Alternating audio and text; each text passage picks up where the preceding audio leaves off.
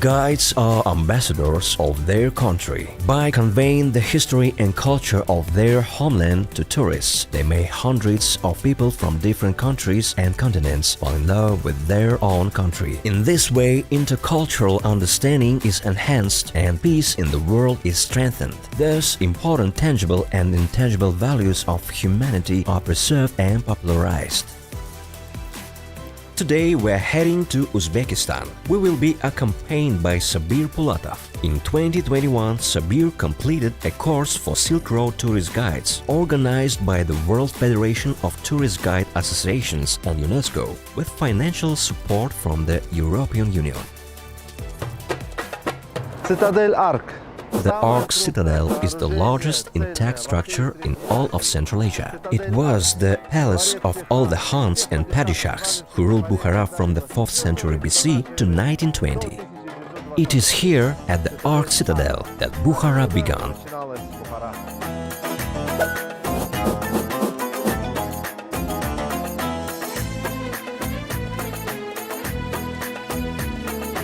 According to legend, Bukhara was founded on love. The Prince of Persia Siavush moved to his princess and built the Arc Citadel as her palace. They spent their life together here, and it's here where the history of Bukhara begins. Welcome to the Arc Citadel.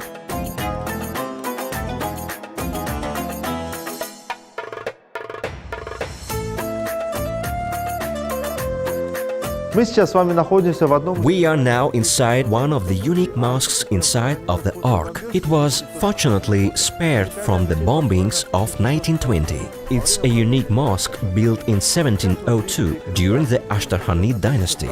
Now there is a museum of calligraphy inside where you can find out lots about various styles and approaches.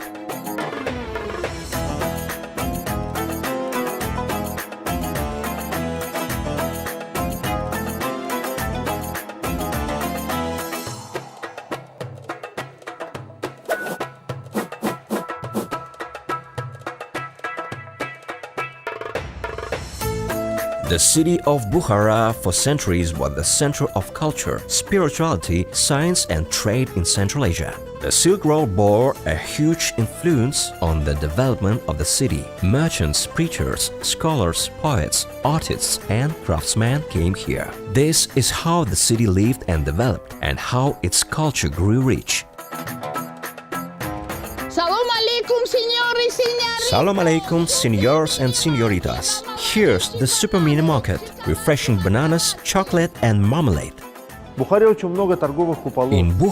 there were many trading domes. Until 1920, there were a total of 5 trading domes. Unfortunately, only 3 have survived to this day. We are in one of these now. Toki Sarafon was built in the 16th century. The uniqueness of the trading domes was that they had their own hammam and their own mosque. The merchants who traded here when it was time for namaz could go into their hammam and perform their ablutions, and then they would go into the mosque and read namaz. Dear guests, we are now in a unique mosque, Mosque Mahoki Attor. This mosque dates back to the 12th century. Mahoki Attor in Arabic, Mahok means indentation and Attor refers to those who sold spices and tea. There was a place around the mosque where spices and tea were sold. Now we are coming to the tea house Sheikh Jalal, where the best plov in Bukhara is made, and you can personally meet the master who makes the plov. There are techniques for making Bukhara's plov or safi. Let's go. The uniqueness of Bukhara plov is that it's cooked in a copper kazan. Samarkand, Tashkent and other Uzbeki plovs are made in different kazans, but Bukhara plov is made in a copper kazan.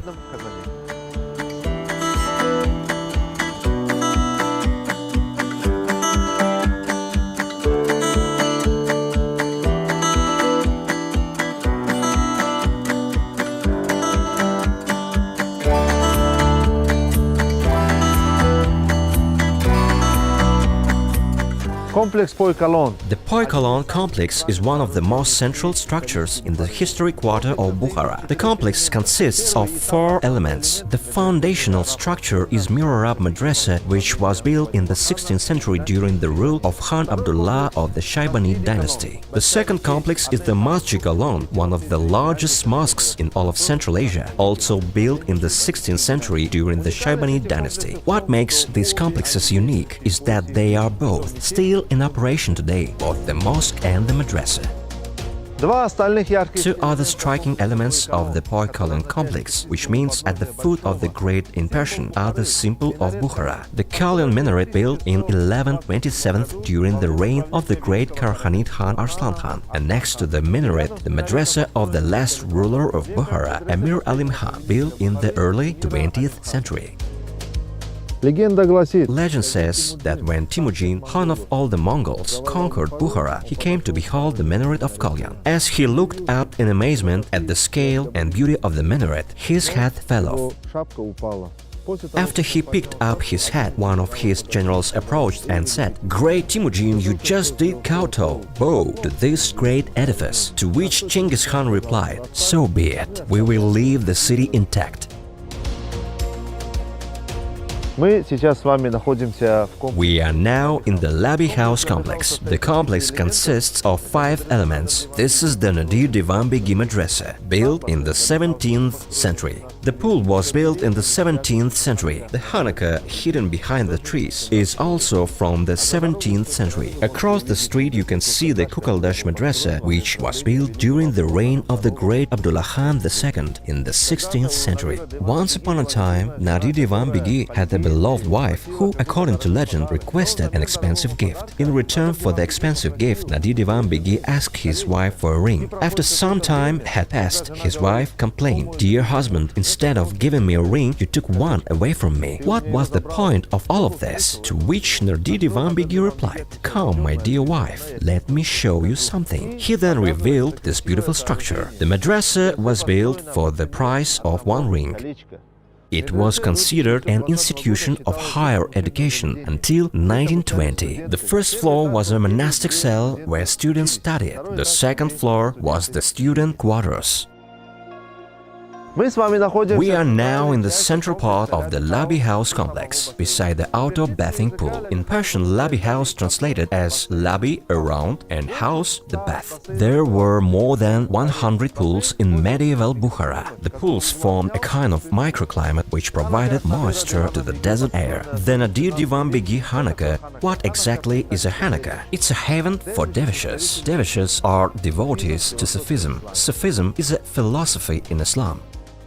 One of the Hanukkah's unique points is the portal which you see behind me. It is almost completely unchanged since the 17th century and hasn't undergone any restoration. This is where the dervishes lived free of charge. In 1979, the sculptor Yakov Shapiro cast in pure bronze a legend and symbol of Bukhara, the monument to Hoja Nasruddin Effendi. Bukhara is not only about history, craft and culture. Bukhara is also entertainment. One of the central attractions is the Bukhara puppet theater of the medieval period.